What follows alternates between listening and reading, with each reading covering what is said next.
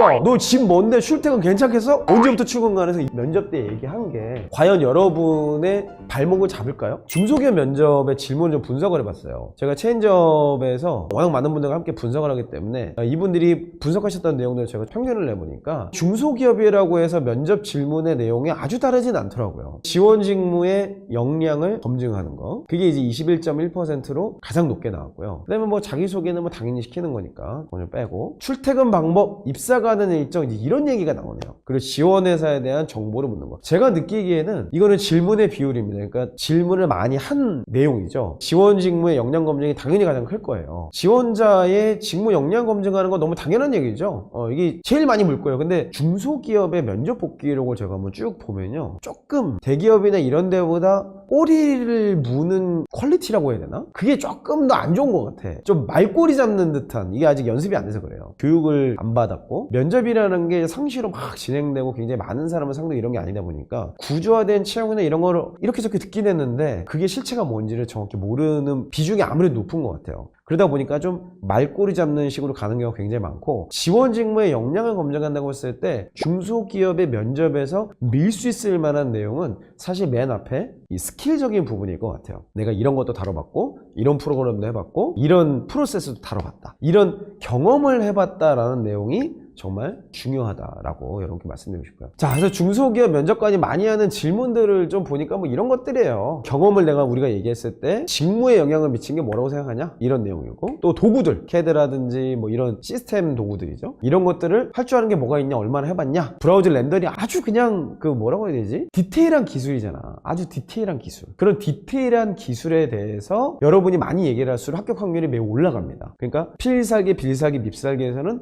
밉살기를 굉장히 선호한다. 필살기 강력한 거 2개, 그리고 밉살기의 다량을 가지고 있으면 굉장히 좋다. 그렇게 보시면 되겠네요. 중소기업의 면접에 대해서 한번, 일단 여러분들이 합격을 해보라니까. 합격 경험을 하기 시작하면 자신감이 생겨요. 그리고 자신감을 통해서 중견이고 대기업이 이렇게 하면 되겠네? 이러면서 뭔가를 막 씹어먹을 수 있는 이 내 나름의 이 패턴이라는 게 생기거든. 우리가 이제 제일 중요한 건 필살기라고 했죠. 굉장히 중요하고, 그 다음에 마인드, 인성에 대한 거, 그리고 지원 동기. 크게는 3가지로 나누잖아요. 그래서 우리는 면접 질문을 K질문, M질문, 난리지, 마인드, 그리고 로열티, 이렇게 크게는 3가지로 나눈다, 이렇게 얘기했습니다. 그리고 나머지가 이제 기타 질문이죠. 이것과 상관없는 어떻게 왔냐, 점심 뭐 먹었냐, 뭐 이런 쓸데없는 질문들이, 술 잘 마시냐, 이런 건 다 이제 쓸데없는 질문들이죠. 여기에 해당이 됩니다. 자, 그런데 이거를 우리가 이제 기업 규모로 좀 봤을 때 필살기 안에 이제 들어가는 게 3가지로 나누죠. 필살기, 2번째가 빌살기, 그 다음에 밉살기였어요. 이거 간단하게 정리하고 갈게요. 자, 필살기, 빌살기, 밉살기 어떻게 나누죠? 필살기의 정의는 유사 경험, 성공 경험,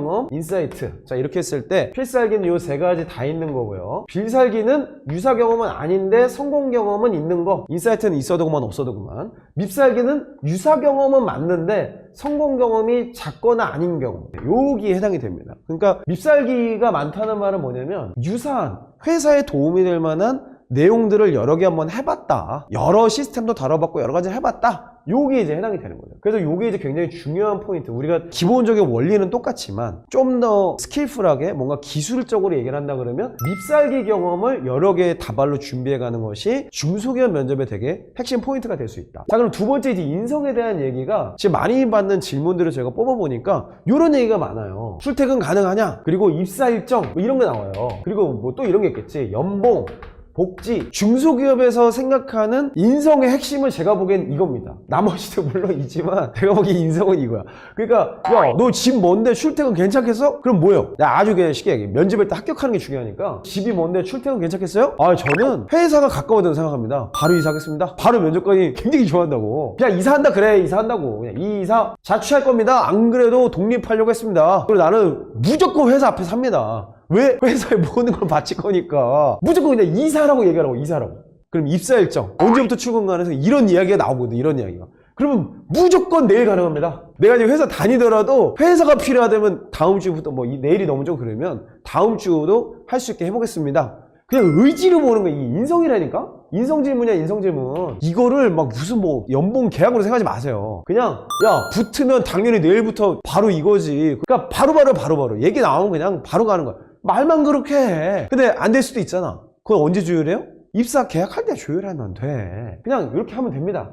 연봉? 아니 일단 이 회사에서 성장하는 게 중요한 거지 연봉은 나에게 중요하지 않다. 회사의 기준에 맞출 수 있습니다. 그냥 얘기하면 끝난다니까? 지금 그러면 이렇게 면접 때 얘기한 게 과연 여러분의 발목을 잡을까요? 아니에요. 아니야. 일단 면접에서는 이렇게 얘기하는 거예요. 면접에서는. 근데 아니 내가 최종 합격을 받았네? 그리고 계약서를 쓰면서 이제 조율을 할 거 아니에요. 그때는 조정을 해도 돼요. 아 근데 제가 여차차해서 이사를 조금 더 고민해 봐야 될 것 같습니다. 하도록 하겠습니다. 안 하는데 뭐 어쩔 거야. 그걸 뭐 무슨 여기가 북한이에요 여기가? 뭐 강제 이주시켜? 그런 거 아니거든. 괜찮아요. 나중에 말 바꿔도 그만인 거고. 내일 입사 일정 제가 할 줄 알았는데 그 회사에 좀 확인해 보니까 다니시는 분들 얘기겠죠? 하다 보니까 저기 이 회사에 제가 이 문제를 확실하게 해결해 주고 와야 될 것 같습니다. 조율돼요. 그러니까 면접에서 일단 붙는 연습을 하자고 지금 우리가 이걸 하는 거거든요. 이걸 잊지 마세요. 중소기업에 뼈를 묻겠다가 아니야 지금 우리는. 일단 합격의 경험을 하기 위해서 이걸 하는 거라고. 이거가 이제 정말 중요한 거기 때문에 이 세 가지를 여러분들이 기억하시면 좋겠습니다. 자, 그 다음에 이제 지원 동기가 있어요. 지원 동기. 사실 이 세 가지가 다 너무 중요해.